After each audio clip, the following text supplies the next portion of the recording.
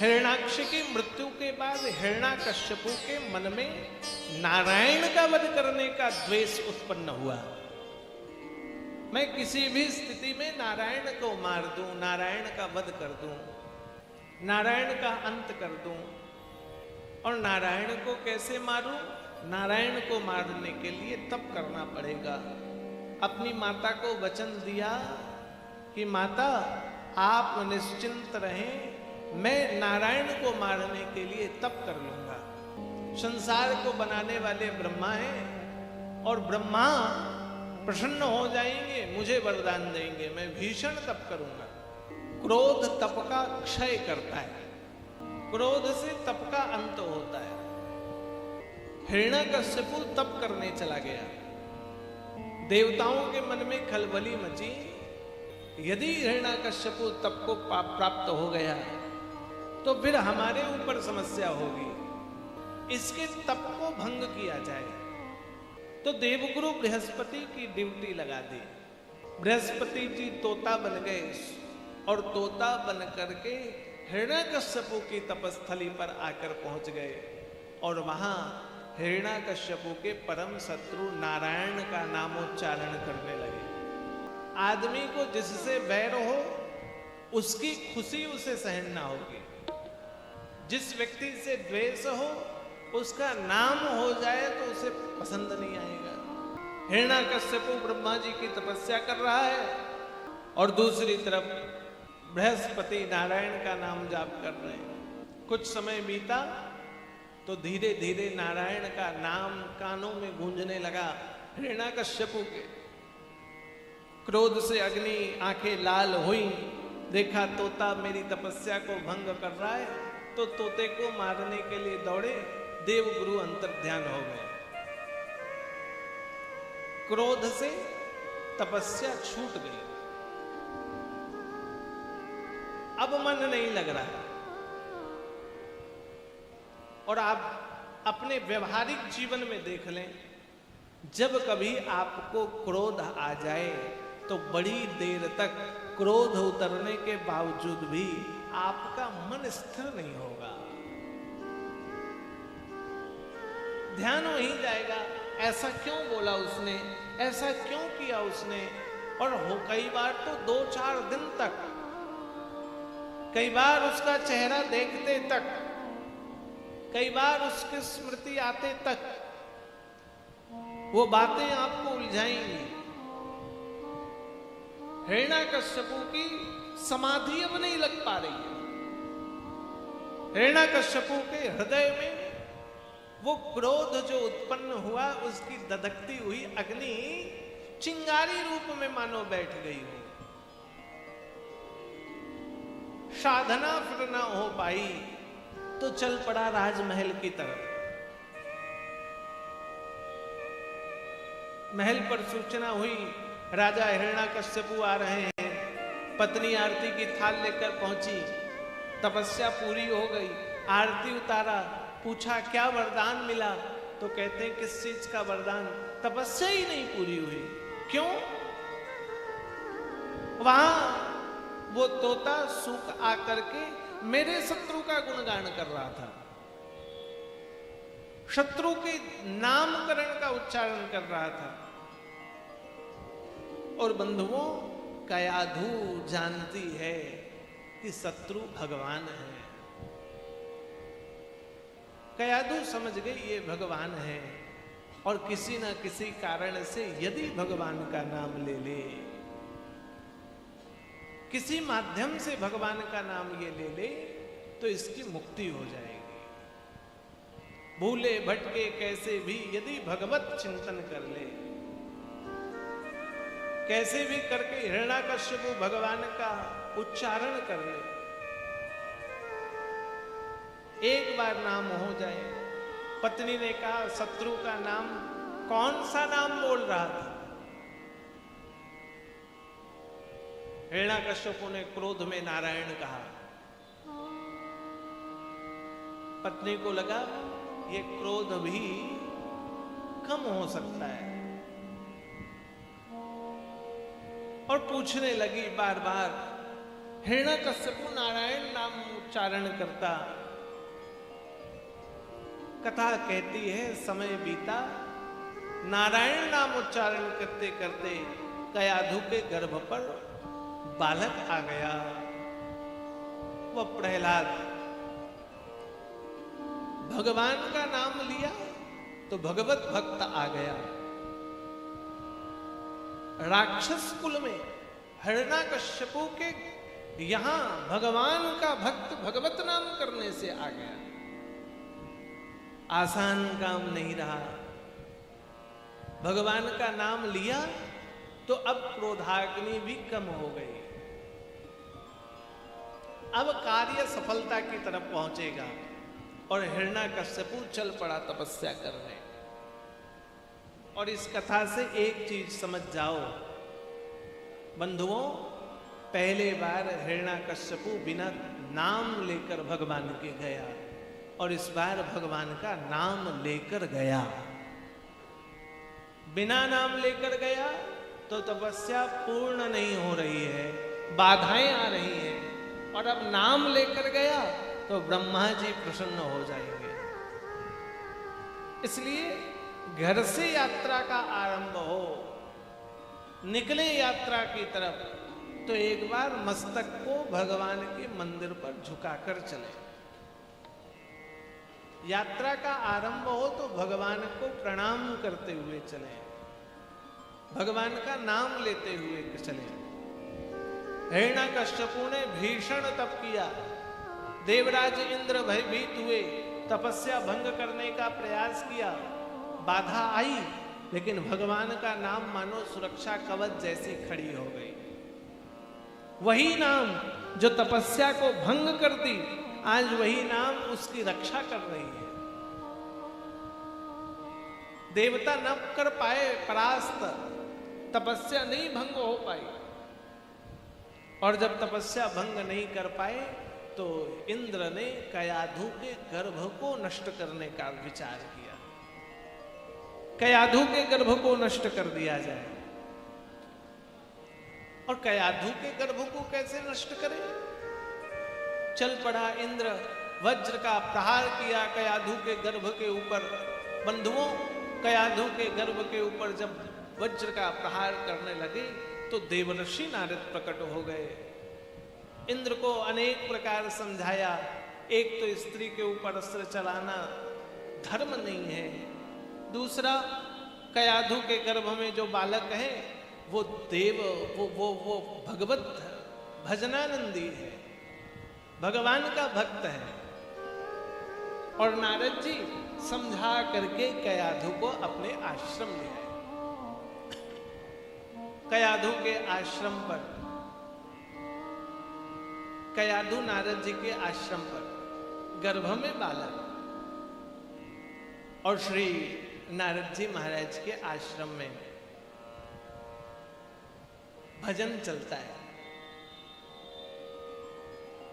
नारायण नारायण नारायण नारायण नारायण नारायण नारायण नारायण नारायण नारायण श्रीमन्नारायण नारायण नारायण नारायण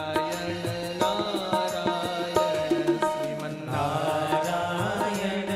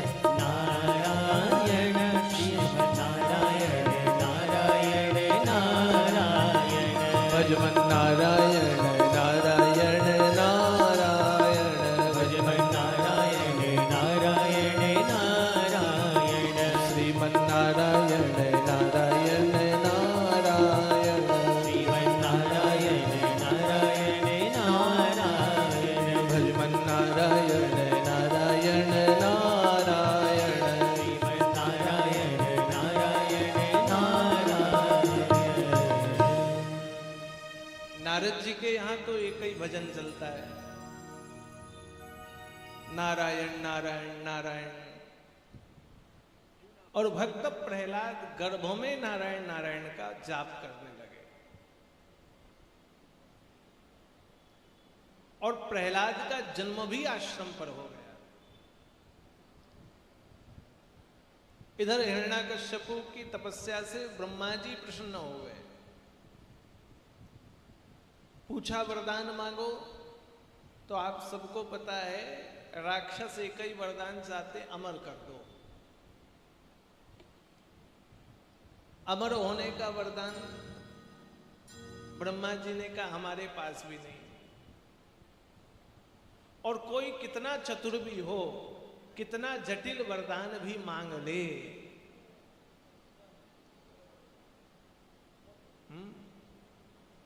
कितना जटिल वरदान भी मांग ले, लेकिन मरना तो निश्चित है।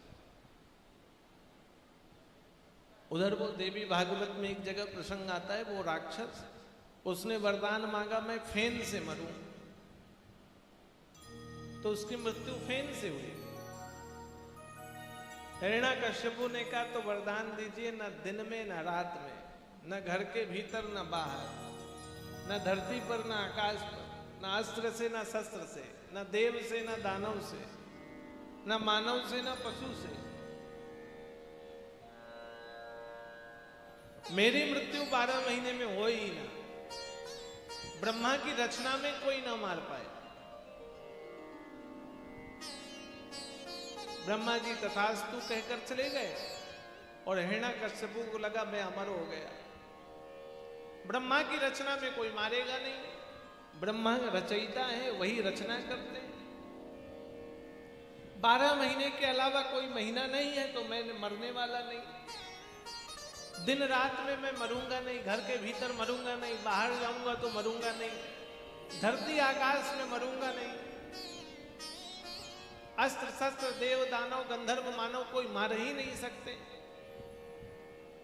मैं तो अजय हो गया, अमर हो गया, मैं ही नित्य अविनाशी हो गया। आशीर्वाद लेकर घर पहुंचा, नारद जी के यहां से पत्नी को लाया और बंधुओं तीनों लोक पर आक्रमण करके देवताओं को परास्त कर दिया। देवता लोग छुप गए यत्र तत्र।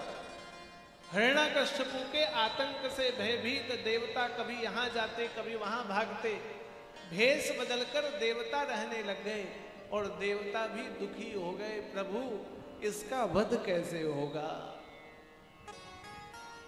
ये मारा नहीं जाएगा। हम देवता कितना भी प्रयत्न कर लें हम मार नहीं सकते, इसे मारेगा कौन। भगवान ने कहा जिसका जन्म हुआ वो मरेगा निश्चित, वो मरेगा, आप निश्चिंत रहें, योग संयोग बनेगा और मृत्यु आएगी। प्रहलाद थोड़े बड़े हुए, एक दिन खेलते खेलते हुए प्रहलाद को गोद पर उठाया और पूछ बैठा, बताओ तीनों लोक पर जय किसका है, तीनों लोक का स्वामी कौन है, अजय नित्य अविनाशी कौन है। प्रहलाद हंसते हुए पिता की गोद पर निर्भय अवस्था पर कहता है तीनों लोगों का स्वामी भगवान नारायण है, श्री हरि है। बालक निर्भय होता है। हिरण्याकश्यपु हंसने लगा और कहने लगा तुम नारद के आश्रम पर रहे हो इसलिए हरि का गुणगान करते हो। नारद को तो मैंने जीवन दान दिया चूंकि तुम्हारी प्राणों की रक्षा की उसने। मेरी पत्नी कयाधु को पाला पोसा इसलिए नारद को मैंने छोड़ दिया, अन्यथा मैं नारद का भी अंत कर देता ऋण के कारण। वो तो डरपोक है, इधर उधर भागते रहता है और जिसके पास जाता उसकी बड़ाई करता है। तीनों लोगों का स्वामी तेरा पिता मैं ही भगवान हूं, तुझे गुरुकुल में पढ़ने भेजता हूं और असुर गुरुकुल में असुर विद्या पढ़ने के लिए भेज दिया। असुर विद्या का पाठ, असुर विद्या पढ़ना चाह रहे हैं प्रहलाद जी महाराज। असुर विद्या पढ़ते शुक्राचार्य, षंडमर्क आदि सब उन्हें पढ़ाते। पढ़ते तो सब ठीक ठीक, बोलते भी सब वही जो पढ़ाया जाता, लेकिन हृदय में तो हरि ही विराजमान है। पिता पहुंच गए एक दिन मिलने के लिए पुत्र के पास, और पुत्र के पास पहुंचकर कहने लगे पिता कि बेटा बताओ तुमने पढ़ा क्या है, जाना क्या है। हिरण्याकश्यपु के पास आकर कहने लगे पिताजी मैं तो एक ही बात जानता हूं कि श्री हरि के अलावा संसार में किसी का भजन गुणगान करना व्यर्थ है। श्री हरि के अलावा कोई है ही नहीं, श्री हरि के अलावा किसी का भी चिंतन करना व्यर्थ है। हिरण्याकश्यपु को क्रोध आया, तेरा वध कर डालूंगा, तुझे भय नहीं लगता है? तलवार उठाया मारने के लिए।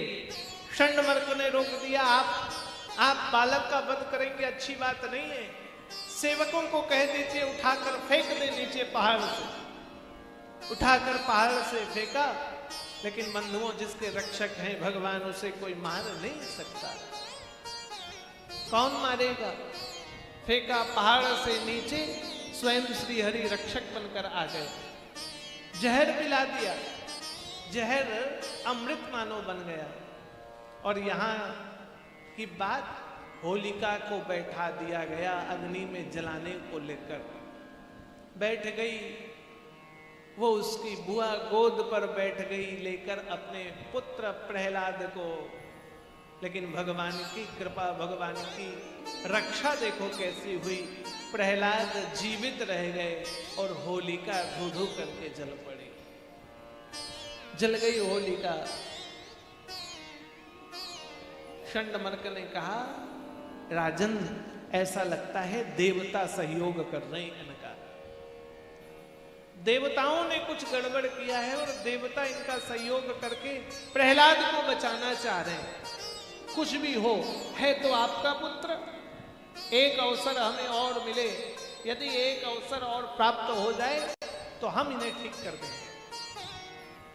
हम इन्हें दंड देकर, मार कर, भोजन बंद करके इन्हें पढ़ाएंगे। और बंधुओं हमें तो नहीं पता, आप लोग तो स्कूल में पढ़े हो, मैं तो 10वीं तक स्कूल में पढ़ा। गुरुकुलों में आज भी भोजन बंद हो जाता है।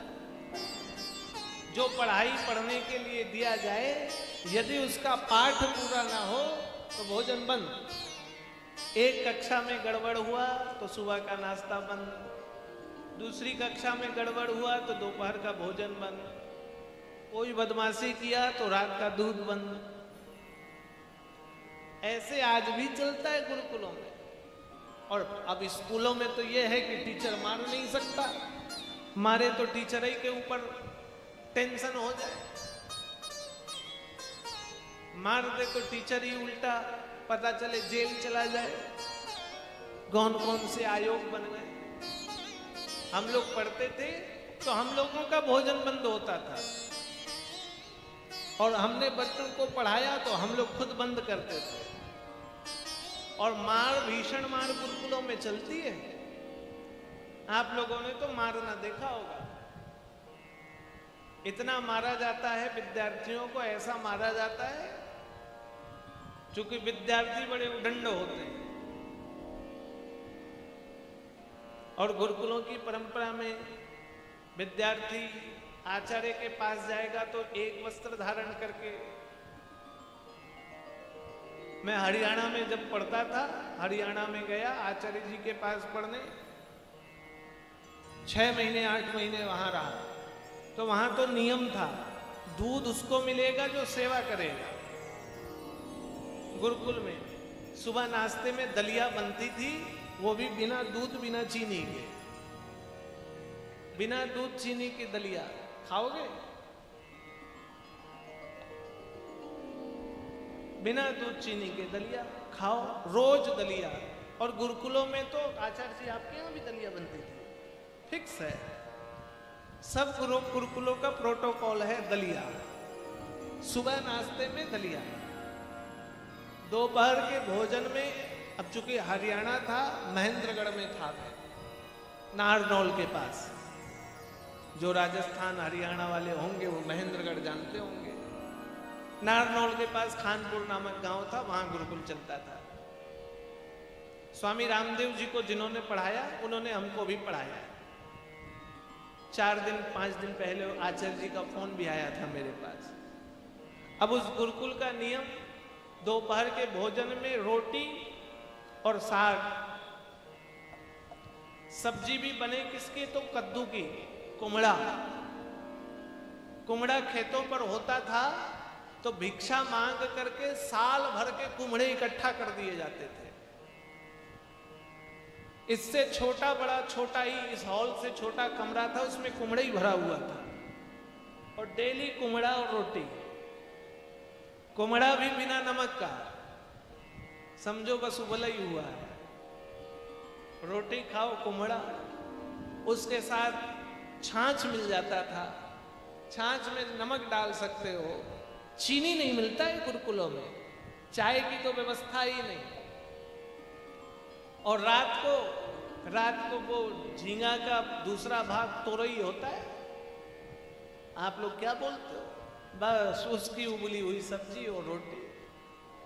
अब मैं ठहरा चाकुलिया वाला, बिना चावल खाए पेट न भरे, रोटी तो खाता ही नहीं था। हरियाणा पहुंचा तो रोटी, सुबह रोटी शाम रोटी, सुबह रोटी शाम रोटी, दलिया तो गले से नीचे ना उतरे। और रात में दूध उसको मिले जो शाम 5 से 6 1 घंटे सेवा करे। तो सेवा बढ़ती थी, 8 गाय थी, किसी की सेवा थी गाय का दूध दूना, किसी की सेवा थी खेत से घास काट कर लाना, किसी की सेवा थी चूल्हे में रोटी बनती थी तो लकड़ी काटना, किसी की सेवा थी कि भैया आश्रम में साफ सफाई झाड़ू पोछा करना। तो सेवा के अनुसार दूध वितरित होता था। घास काटने वाले को 1 गिलास दूध, लकड़ी फाड़ने वाले को 2 गिलास दूध। तो हमने सोचा लकड़ी फाड़ो बढ़िया का, सुबह दलिया में दूध मिलेगा, रात के दूध को 1 गिलास बचाएंगे, सुबह दलिया। और लकड़ी कैसे फटती थी जानते हो? वो कुल्हाड़ी से लकड़ी नहीं, लकड़ी भी तो जो मोटे मोटे गट्ठर होते थे लकड़ी के नीचे वाले भाग जो कोई नहीं यूज करता था, वो छेनी और हथौड़े मार के लकड़ी फाड़े जाते थे। 3-4 विद्यार्थी होते थे, छेनी लगाते थे और हथौड़ी मारा जाए। और हम लोग इतने चतुर थे, एक दिन में लकड़ी नहीं फाड़ना है, फिर बड़ी लकड़ी आ जाएगी। तो धीरे धीरे उसी में लगे रहते थे घंटों भर। बचपन का समय, धीरे धीरे बस उसी में मारो, 2 गिलास दूध मिलना है। एक दिन आचार्य जी पकड़ लिए कि भैया ये लोग लकड़ी तो फाड़ते नहीं, ड्रामा कर रहे हैं। 7 दिन का दूध बंद हो गया। और आश्रम का नियम था, त्योहार होता तो भिक्षायाटन के लिए भेजा जाता था। हमें अच्छी तरह से याद है, वो पड़ गई भैया होली का त्योहार। और होली के त्योहार में गुरुकुल से ब्राह्मण, गुरुकुल से विद्यार्थी भेजे जाते थे होलिका दहन की पूजा के लिए। होली का दहन होना है, जाइए पूजा करवा के आइए, वहां से जो दक्षिणा मिलेगी वो लाकर आचार्य जी को देना। अब हमारी ड्यूटी बट गई, हमने कहा चलो आज तो बढ़िया भोजन भी मिलेगा। चले गए और हमें पता नहीं था कि आज हमारी ड्यूटी भिक्षा मांगने में भी लगी है। वहां गए, बढ़िया होली का दहन कराया, 50 रुपए की दक्षिणा मिली, चकाचक जेब में डालकर लाए। और ला करके शाम में 6 बजे कहा गया कमंडल पकड़िए और गांव में भिक्षा मांग कर लाइए। और जिस गांव में थे, हरियाणा आदि के गांव के लोग जल्दी सो जाते थे, उस गांव के लोग। अब भिक्षा मांगे तो भैया रसगुल्ला मिला। और पहली बार हमने चोरी क्या की, गुलाब जामुन पसंद था उस समय, अब नहीं। अब तो लोगों ने इतना खिला दिया कि देखने का मन नहीं। गुलाब जामुन मिला कहीं और हम गुलाब जामुन वहीं खा गए। और दूसरे दिन चोरी तब पकड़ा गई, जिसने गुलाब जामुन दिया था वो आचार्य जी को पूछा गुलाब जामुन कैसा लगा। खिंचाई हो गई बढ़िया, 3 दिन का भोजन बंद। ऐसे करके हरियाणा में 8 महीने हमने बिताए। समय समय का भेद। भगवान ने भक्त प्रहलाद की रक्षा कर दी बंधुओं। प्रहलाद जी की रक्षा की तो वो कयाधु भी जल पड़ी। षंडमर्क ने कहा हम इन्हें दंड देकर पढ़ाएंगे, इनका भोजन बंद कर देंगे। और बंधुओं भोजन बंद कर दिया तो अन्नपूर्णा स्वयं भोजन कराने आ गई। प्रहलाद बिना भोजन के भी पेट मानो भरा ही हुआ है प्रहलाद का। किसी कारण से षंडमर्क आचार्य गुरुकुल से बाहर गए, और गुरुकुल से बाहर गए तो भैया यहां तो भक्त प्रहलाद सभी विद्यार्थियों को लेकर के बड़े प्रेम के साथ हरि हरि का भजन करने लगे। कोई जाकर बताया कि तुम्हारे शिष्यों को प्रहलाद विष्णु भक्त बना रहा है, वैष्णव बना रहा है। षंडमर्क दौड़े दौड़े आए, देखा आश्रम वो गुरुकुल राक्षसों का, वहां देव चर्चा हो रही, वहां भगवत चर्चा हो रही है। प्रहलाद भजन करा रहा है, सारे विद्यार्थी भजन कर रहे हैं। स्वयं के मृत्यु के भय से प्रहलाद को बंदी बनाकर हिरण्याकश्यपु के समक्ष लेकर चले गए। आप उनका उद्धार करो, आप इसे मृत्यु दंड करो। ये आपका पुत्र नहीं, ये देवताओं के चाल से उत्पन्न हुआ कोई देव पुत्र है, देव संतान है। इसे मारने से विष्णु भक्तों के हृदय पर भय उत्पन्न हो जाएगा। और बंधुओं प्रहलाद को खंभे पर बांध दिया गया। भरी सभा पर खंभे पर प्रहलाद बंध गए। हिरण्याकश्यपु ने प्रहलाद को कहा तुझे भय नहीं लगता? प्रहलाद ने कहा भय किस बात का, सर्वत्र जहां देखो वहां मेरा भगवान दिखता है। और हिरण्याकश्यपु तो नारायण को ही खोज रहा था, कहां तुम्हारा भगवान, कहां तुम्हारा भगवान, तुम्हारे भगवान को ही मैं खोज रहा हूं। आज इस सभा पर पहले तुम्हारे भगवान का अंत करूंगा, फिर तेरा अंत करूंगा। सारा संसार जान जाएगा कि नारायण का मैंने वध कर दिया, नारायण के भजन करने वाले का मैंने वध कर दिया। एक ये संसार जानकर नारायण भजन करना बंद कर देगा। प्रहलाद ने कहा कहां खोजते हो पिताजी, मेरे साथ भजन करो। कहां प्रहलाद भजन, प्रहलाद के भजन करने को कहा तो हिरण्याकश्यपु और क्रोधित हो गया। दिखाओ, मैं देखना चाहता हूं तुम्हारे भगवान ईश्वर नारायण हरि को। प्रहलाद ने कहा आपने जिस खंभे पर मुझे बांधा है वह खंभा ऐसा लगता है कि नारायण ने मुझे आलिंगन कर रखा है। इस खंभे में मेरा भगवान दिखता है। गदा उठाया, जोरदार गदा प्रहार किया, बंधुओं फट गया खंभा और नरसिंह भगवान खंभे से प्रकट हो गए। सिंह जैसा मुख, शंख चक्र गदा पद्म धारण किए, चतुर्भुज रूप में देव जैसा शरीर, सिंह जैसा मस्तक। हिरण्याकश्यपु ने देखा तो एक बार तो भयभीत हुआ, ये तेरा भगवान पशु जैसा दिखता है, इसकी उपासना तू करते हो? 4 भुजा है, शंख चक्र गदा पद्म धारण किए हुए। प्रहलाद ने कहा पिताजी पशु ना कहो, हरि कहो, हाथ जोड़कर प्रणाम कर लो, आपके किए गए पापों का अंत कर देंगे। दयालु हैं, कृपालु हैं, भगवंत हैं, क्षमा प्रदान करेंगे। लेकिन कहाँ मानता, गदा उठाकर भगवान पर प्रहार किया और भगवान ने गदा युद्ध आरंभ किया। देखते देखते बंधुओं सांझ हो गई। भगवान ने पकड़ा, अपने हाथों के नाखूनों से हिरण्याकश्यपु को लेकर चल पड़े, चौखट पर लिटा दिया उसे अपनी जंघाओं पर और कहने लग गए याद कर लो ब्रह्मदेव के वरदान को। दिन रात नहीं, सांझ हो गई है, घर के भीतर बाहर नहीं, चौखट पर है, धरती आकाश पर नहीं, मेरी जंघाओं पर है, अस्त्र शस्त्र नहीं, मेरे नाखून तुम्हारे सीने पर हैं। देव दानव मानव नहीं, मैं नरसिंह हूँ, 12 महीने नहीं, पुरुषोत्तम मास है ये। और तुमने कहा था ब्रह्मा की रचना में नहीं, मूर्ख, मैं तो वह हूँ जिसके नाभि से ब्रह्मा का प्राकट्य होता है। और चीर दिया हिरण्याकश्यपु के उदर को और अंत कर दिया हिरण्याकश्यपु का। लोग जय जयकार करने लगे। भगवान लहू पान करने लगे, अतड़ियों को फाड़ दिया हिरण्यकश्यपु के, और क्रोध में भगवान ऐसे क्रोधित हो गए मानो धरती को निगल जाए, भगवान मानो धरती को खा जाए। कौन भगवान के क्रोध को शांत करे? लक्ष्मी जी को भेजा गया। लक्ष्मी जी गई, लक्ष्मी जी की ड्यूटी लगी। लक्ष्मी जी भैया भगवान के सामने गई और ऐसा विकराल रूप देखकर भगवान से पीछे चली गई। देवता आए, देवताओं ने भगवान को देखा, भगवान ने एक फुंकार मारा, देवता भी पीछे चले गए। नारद जी आए और नारद जी ने तो देखा भैया भगवान के इस क्रोध को कौन संभालेगा, हम तो भगवान को मौके मौके पर जाते हैं, मूड देख करके बात कहते हैं। भगवान के भक्त प्रहलाद के लिए आए हैं और प्रहलाद ही भगवान को शांत करा सकते हैं। भगवान के श्री चरणों पर प्रहलाद गिर गए।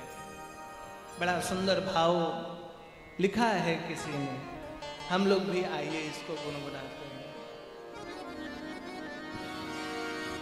मुझे ऐसी लगन तू लगा दे, मुझे ऐसी लगन तू लगा दे, मैं तेरे बिना पल ना जीऊं। मुझे ऐसी लगन तू लगा दे कि तेरे बिना पल ना जीऊं। ऐसी लगन तू लगा दे, मैं तेरे बिना पल ना जीऊं। मुझे ऐसी लगन तू लगा दे कि तेरे बिना पल ना जीऊं।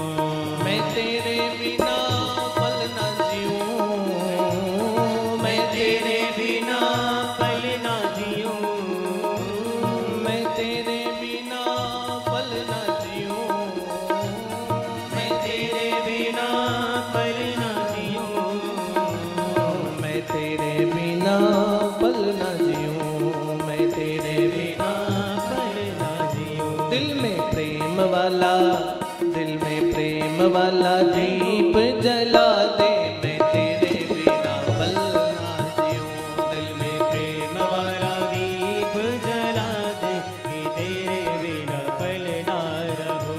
मुझे ऐसी लगन तू लगा दे, मैं तेरे बिना पल ना जीऊं।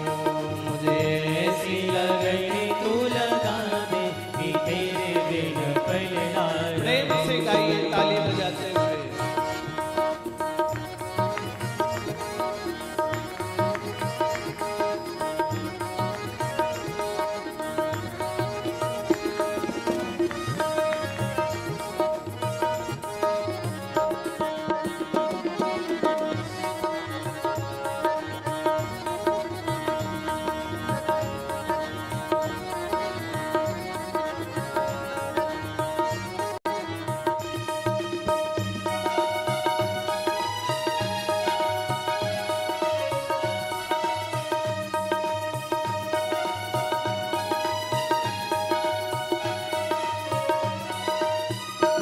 जैसे जल बिन मछली पल ना जिए, जैसे जल बिन मछली पल ना जिए, जैसे जल बिन मछली पल ना जिए, जैसे जल बिन मछली पल ना जिए, वैसे तड़कों में घड़ी घड़ी तेरे लिए, वैसे तड़कों में घड़ी घड़ी तेरे लिए, वैसे तड़पों में घड़ी घड़ी तेरे लिए, वैसे तड़पों में घड़ी घड़ी तेरे लिए। नशा प्रेम वाला हो, नशा प्रेम वाला, नशा प्रेम वाला ऐसा जगा दे, मैं तेरे बिना पल ना जीऊं। नशा प्रेम वाला ऐसा चढ़ा दे कि तेरे बिना पल ना रहूं।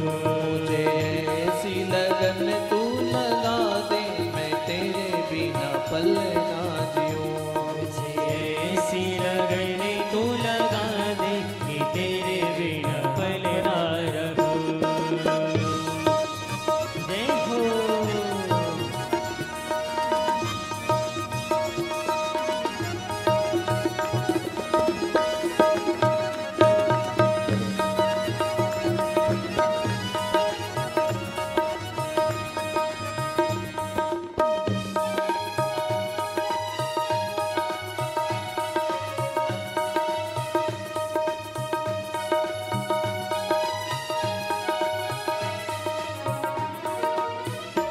तेरे चरणों की धूल मैं बन जाऊं, तेरे चरणों की धूल में मैं बन जाऊं, तेरे चरणों की धूल में मैं बन जाऊं, तेरे चरणों की धूल में मैं बन जाऊं। अब आस यही कहीं दूर न जाऊं, अब आस यही कहीं दूर न जाऊं, अब आस यही कहीं दूर न जाऊं, अब आस यही कहीं दूर न जाऊं। ऐसी भक्ति का रंग चढ़ा दे, मैं तेरे बिना पल ना जीऊं। ऐसी भक्ति का रंग चढ़ा दे कि तेरे बिना पल ना जीऊं। मुझे ऐसी लगन तू लगा दे, मैं तेरे बिना पल ना जीऊं। मुझे ऐसी लगन चढ़ा दे कि तेरे बिना पल ना जीऊं।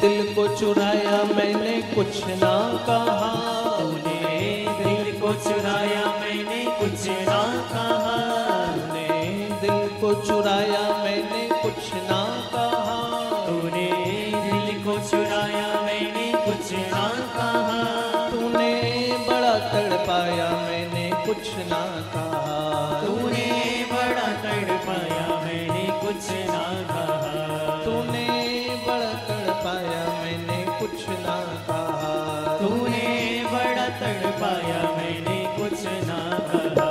अब ऐसी झलक तो दिखा दे, मैं तेरे बिना पल ना रहूं। अब ऐसी झलक तो दिखा दे कि तेरे बिना पल ना रहूं। मुझे ऐसी लगन तू लगा दे, मैं तेरे बिना पल ना रहूं। ऐसी लगन तो लगा दे कि तेरे बिना पल ना रहूं। मैं तेरे बिना पल न रहूं, मैं तेरे बिना पल ना रहूं, मैं तेरे बिना पल न रहूं, मैं तेरे बिना पल ना रहूं, मैं तेरे बिना पल न रहूं, मैं तेरे बिना पल ना रहूं। दिल में प्रेम वाला दीप जला दे, मैं तेरे बिना पल न रहूं। दिल में प्रेम वाला दीप जला दे, मैं तेरे बिना पल ना रहूं। दिल में प्रेम वाला दीप जला दे, मैं तेरे बिना पल ना रहूं। दिल में प्रेम वाला दीप जला दे, मैं तेरे बिना पल ना रहूं। मुझे ऐसी लगन तू लगा दे, मैं तेरे बिना पल ना रहूं। मुझे ऐसी लगन तो लगा दे, मैं तेरे बिना पल ना रहूं। मैं तेरे बिना पल ना रहूं, मैं तेरे बिना पल ना रहूं। मैं तेरे बिना पल ना रहूं, मैं तेरे बिना पल ना रहूं। प्रहलाद ने भगवान को प्रणाम किया। भगवान ने प्रहलाद को गोद पर बैठा लिया, आशीर्वाद प्रहलाद को दिया, तेरे वंश में मैं किसी का वध नहीं करूंगा, तेरे वंश में मैं किसी का अंत नहीं करूंगा, और तेरे वंश में जो भी आएगा वो मेरा भक्त होगा, मुझे भजने वाला होगा। राजगद्दी संभालिए प्रहलाद ने।